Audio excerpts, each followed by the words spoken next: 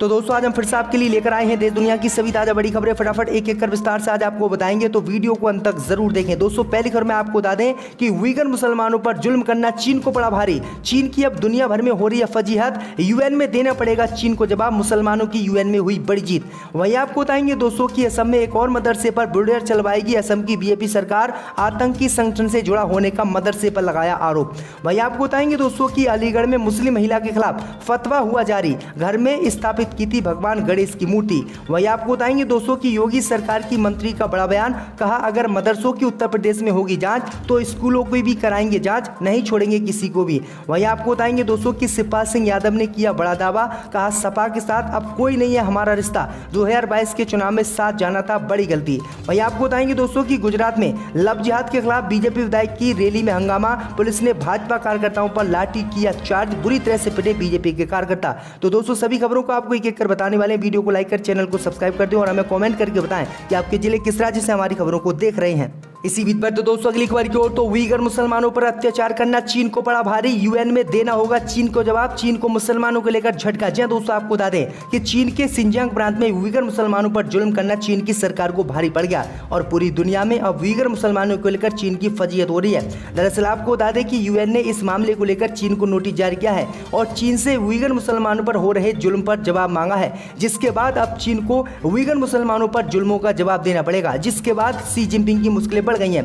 दरअसल आपको बता दें कि यूएन में उइगर मुसलमानों को लेकर एक नोटिस जारी हुआ है। इस नोटिस में चीन से जवाब मांगा गया है कि उइगर मुसलमानों पर लगातार अत्याचार सिंजियांग प्रांत में क्यों किया जा रहा है, उन्हें जबरन जेल में क्यों डाला जा रहा है, उन्हें सुअर का मांस क्यों खिलाया जा रहा है, जिसके बाद चीन की मुश्किलें बढ़ गई हैं। वहीं आपको बता दें कि अमेरिका भी चीन से नाराज हो गया है और सिंजियांग प्रांत में उइगर मुसलमानों पर हो रही कार्रवाई का अमेरिका ने विरोध किया है और ड्रैगन की बड़ी साजिश बताया है, जिसके बाद चीन की मुश्किलें एक बार फिर से बढ़ गई है और उइगर मुसलमानों को लेकर चीन पर बड़े प्रतिबंध अमेरिका लगा सकता है। इसी बीच पर तो दोस्तों अगली खबर की ओर, तो अलीगढ़ में मुस्लिम महिला के खिलाफ फतवा जारी। घर में स्थापित की थी भगवान गणेश की मूर्ति।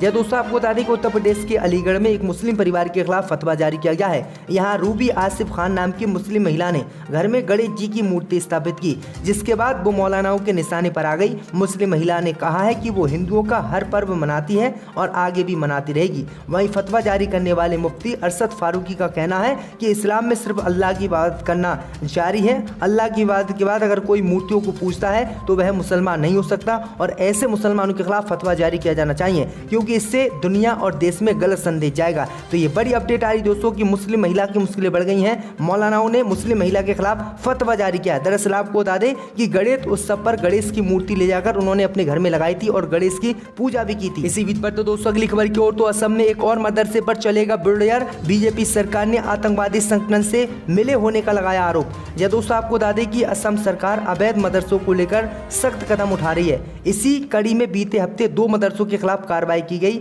और राज्य की असम की बीजेपी सरकार ने दोनों मदरसों पर बुलडोजर चलवा दिया। लेकिन अब एक और मदरसे को लेकर बीजेपी सरकार ने नया आदेश जारी किया है। दरअसल आपको बता दें कि अब राज्य के गोपालपारा में एक मदरसा और मुस्लिम धर्मशाला का पता चला है, जहां रहने वाले एक शख्स के लिंक बांग्लादेश में प्रतिबंधित आतंकी संगठन अंसारुल बांग्ला से जुड़े हुए पाए गए हैं। पुलिस के मुताबिक रकीब नाम का शख्स पिछले 1 साल से मदरसे की धर्मशाला में रह रहा था, लेकिन जब इस बारे में पुलिस ने पड़ताल की तो वह फरार हो गया। भैया आपको बता दें कि अब खबर सामने निकल कर आई दोस्तों कि असम की बीजेपी सरकार इस मदरसे पर भी बुलडोजर चलाने वाली है और असम की बीजेपी सरकार ने इसमें टेरर लिंक का आरोप लगाया है और कहा है कि आतंकवादी संगठन इस मदरसे से जुड़े हुए हैं। तो ये बड़ी अपडेट आई दोस्तों की लगातार असम में मदरसों को बीजेपी सरकार तोड़ रही है और इस्लाम को खत्म करने की असम में साजिश रची जा रही है। इसी बीच पर तो दोस्तों अगली खबर की ओर, तो जमात ए इस्लामी हिंद ने लगाया आरोप। कहा बिल्किस बानो को दोषियों की रिहाई के पीछे है राजनीतिक मकसद।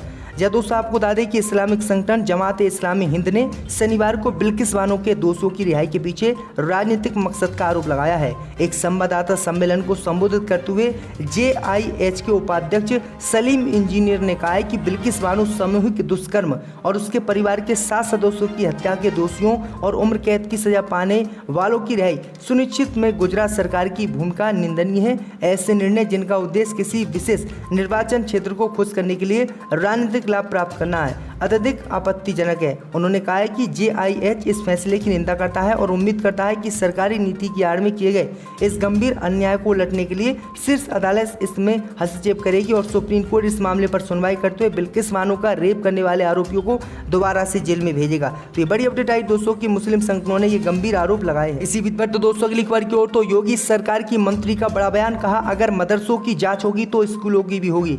यह दोस्तों आपको बता दें कि उत्तर प्रदेश में योगी सरकार के गैर मान्यता प्राप्त मदरसों का सर्वे कराने के फैसले पर राजनीतिक माहौल गर्म हो गया है। राज्य की माध्यमिक शिक्षा राज्य मंत्री गुलाब देवी ने शुक्रवार को इस मुद्दे पर बयान दिया। उन्होंने कहा कि शिक्षा में भ्रष्टाचार नहीं होने दिया जाएगा और अगर मदरसों की जांच होगी तो स्कूलों की भी होगी। मंत्री गुलाब देवी मेरठ के दौरे पर थी। वे यहां विभागीय कार्यों की समीक्षा बैठक करने आई थी। इस दौरान उन्होंने मीडिया के सवालों का भी जवाब दिया। बातचीत के दौरान उन्होंने कहा कि शिक्षा में भ्रष्टाचार नहीं होने दिया जाएगा। स्कूल हो या मदरसों दोनों बराबर हैं। अगर मदरसों की जाँच होगी तो स्कूलों की भी होगी। देवी ने आगे कहा कि सरकारी अनुदान लेने के मकसद से चलाए जा रहे मदरसों और विद्यालयों के खिलाफ सरकार कड़ी कार्रवाई करेगी। तो ये बड़ी अपडेट आ रही दोस्तों कि उत्तर प्रदेश में अब मदरसों के साथ साथ स्कूलों की भी जांच कराई जाएगी। पर तो दोस्तों अगली खबर की ओर तो शिवपाल सिंह यादव बोले सपा के साथ अब कोई रिश्ता नहीं, 2022 चुनाव में साथ जाना बड़ी गलती।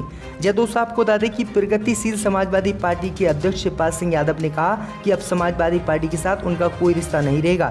2022 में सपा के साथ जाना उनकी बड़ी गलती थी। उन्होंने आज तक से फोन पर कहा कि वह चाहते हैं कि मुलायम सिंह यादव मैनपुरी से अगला लोकसभा चुनाव लड़ें, वह उनके साथ रहेंगे। अगर वह नहीं लड़ेंगे तो उनकी पार्टी तय करेगी उस सीट से किसे उतारना है। मैनपुरी लोकसभा में 5 विधानसभा सीटें भोगांव, किसनी, करहल, जसवंत नगर और मैनपुरी हैं। इनमें से 2 सीटें बीजेपी और 3 समाजवादी पार्टी के पास हैं। करहल से अखिलेश यादव और जसवंत नगर से शिवपाल सिंह यादव विधायक हैं। शिवपाल को जसवंत नगर में करीब 1.60 लाख वोट मिले थे और वह लगभग 90,000 वोटों से चुनाव जीते थे। तो ये बड़ी अपडेट आई दोस्तों कि शिवपाल सिंह यादव ने समाजवादी पार्टी से अब कोई रिश्ता नहीं रखने का ऐलान किया है। इसी बीच पर तो दोस्तों अगली खबर की ओर तो गुजरात में लव जिहाद के खिलाफ बीजेपी विधायक की रैली में हंगामा, पुलिस ने किया लाठीचार्ज।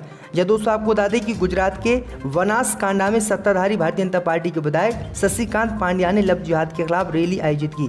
बीजेपी विधायक की इस रैली का कई हिंदुवादी संगठनों ने समर्थन किया। इस रैली में भारी भीड़ उमड़ी। लव जिहाद के खिलाफ रैली में हंगामा हो गया, जिसके बाद हालात को नियंत्रित करने के लिए पुलिस को लाठीचार्ज करना पड़ा।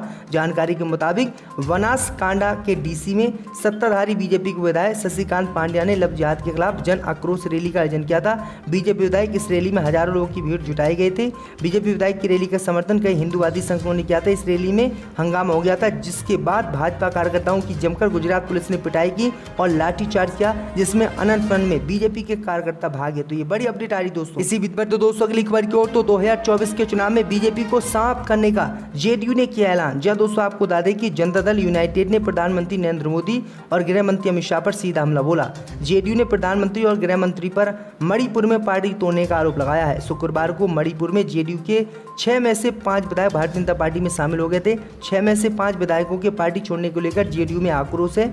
जेडीयू प्रवक्ता और पूर्व मंत्री नीरज कुमार ने अपनी पूर्व गठबंधन सहयोगी पर हमला बोला। उन्होंने कहा कि ये गठबंधन सहयोगी की पीठ में छुरा घोंपने का बीजेपी का चरित्र है। पहले उन्होंने अरुणाचल प्रदेश में हमारे 7 विधायकों को तोड़ा, अब मणिपुर में 5 विधायकों का दल बदल करा दिया। हमने इन राज्यों में अपने दम पर चुनाव जीता था। उन्होंने कहा कि बीजेपी का चरित्र ऐसा ही है, वह पहले पार्टी के साथ गठबंधन करती है, फिर बाद में उनके विधायकों को तोड़ती है और फिर पार्टी को खत्म करने की कोशिश करती है।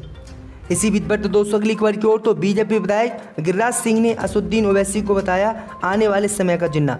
यह दोस्तों आपको बता दें कि एआईएमएम प्रमुख असदुद्दीन ओवैसी के ट्वीट के बाद केंद्रीय मंत्री गिरिराज सिंह ने ओवैसी पर हमला बोलते हुए कहा कि हर व्यक्ति को अपने मजहब का ख्याल रखना चाहिए और उसका सम्मान करना चाहिए। हम भी अपने मजहब के प्रति समर्पित हैं, लेकिन ओवैसी जिस तरह से भारत को तोड़ने की राजनीति कर रहे हैं, वह दूसरा जिन्ना बनने की कोशिश कर रहे हैं। उनके मंसूबे कभी कामयाब नहीं होंगे। सहज अंदाजा लगाया जा सकता है कि ओवैसी को अपने मजहब पर कितना फक्र है, तभी तो वह सर तन से अलग करवाने का नारा भी लगाते हैं और करवाते भी हैं। असदुद्दीन ओवैसी ने अपना एक वीडियो ट्विटर पर अपलोड करते हुए कहा था कि हम मदरसे भी चलाएंगे, मस्जिदों को भी आबाद करेंगे और फक्र से अपने मजहब पर चलेंगे। वे संविधान के अनुच्छेद 19, 25 और 29 का जिक्र करते हुए कहते हैं कि हमें आज़ादी देता है, हम मुसलमान हैं और इस देश में विविधता है, यहाँ धर्म नहीं मानने वालों को भी अपनाया जाता है, इस कारण हम अपने मजहब को मानते रहेंगे। वहीं आपको बता दें कि उनके इसी बयान पर गिरिराज सिंह ने कहा है कि असदुद्दीन ओवैसी देश का जिन्ना बनना चाहते हैं और ये देश को तोड़ना चाहते हैं। लगा दिया था, दूसरी फोटो अमेरिका की एक कंपनी की लगा दी थी। तो क्या सरकार वास्तव में उत्तर प्रदेश में विकास नहीं किया है या फिर विकास के नाम पर लोग को धोखा दे रही है? विकास किया होता तो उसकी फोटो लगाते। वो तो ये समझ रहे हैं बेवकूफ़ लोग हैं, भोले भाले लोग।